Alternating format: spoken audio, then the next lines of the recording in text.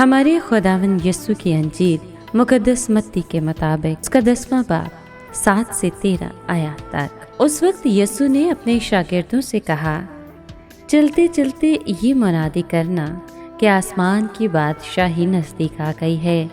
بیماروں کو اچھا کرنا، مردوں کو جلانا، کوڑھیوں کو پاک صاف کرنا، بدروحوں کو نکالنا۔ مفت تم نے پایا، مفت ہی تم دینا۔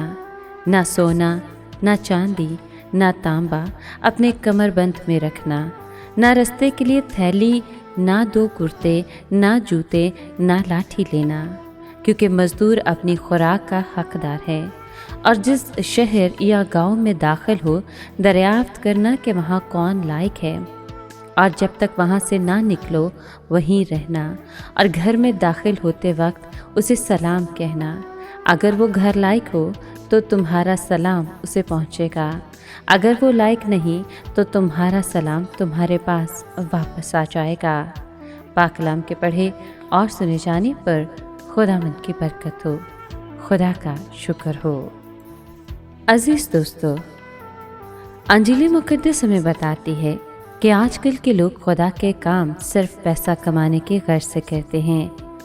آج کل چند اشخاص صرف چندہ اکٹھا کرنے کے لالچ میں لوگوں کے گھروں میں جاتے ہیں، جبکہ وہ لوگوں کو کلام کی سچائی نہیں بتاتے اور نہ ہی لوگوں کو توبہ کی طرف مائل کرتے ہیں، کیونکہ یہ جھوٹے استاد ہیں اور ایسوں کو کلام میں سخت الفاظ کے ساتھ گردانا گیا ہے، کیونکہ یہ لوگ صرف پیسے کے لیے رٹی رٹائی دعا کر کے اپنے ذاتی نفع کا لالچ کرتے ہیں اور لوگوں کے گھروں میں جا کر صرف پیسے کی امید کرتے ہیں۔ انجیل نے ہمیں ایسے لوگوں سے خبردار رہنے کی ہدایت کی ہے۔ اے خداوند خدا، تجھ سے دعا کرتے ہیں ایسے تمام افراد کے لیے جو محض اپنے نفع کی خاطر لوگوں کے گھروں میں داخل ہوتے ہیں اور پیسے کی امید لگاتے ہیں، کہ جلال سے بھرا خداوند ان پر اپنی تجلی فرمائے، تاکہ وہ آج کے کلام کے وسیلے سے حقیقی خدمت کو پہچانے۔ جس خدمت کے لیے خدا نے انہیں چنا ہے، وہ اس خدمت کو صدقے دل سے دوسروں تک پہنچائیں اور کلام کے حقیقی معنی لوگوں تک پہنچائیں۔ آمین۔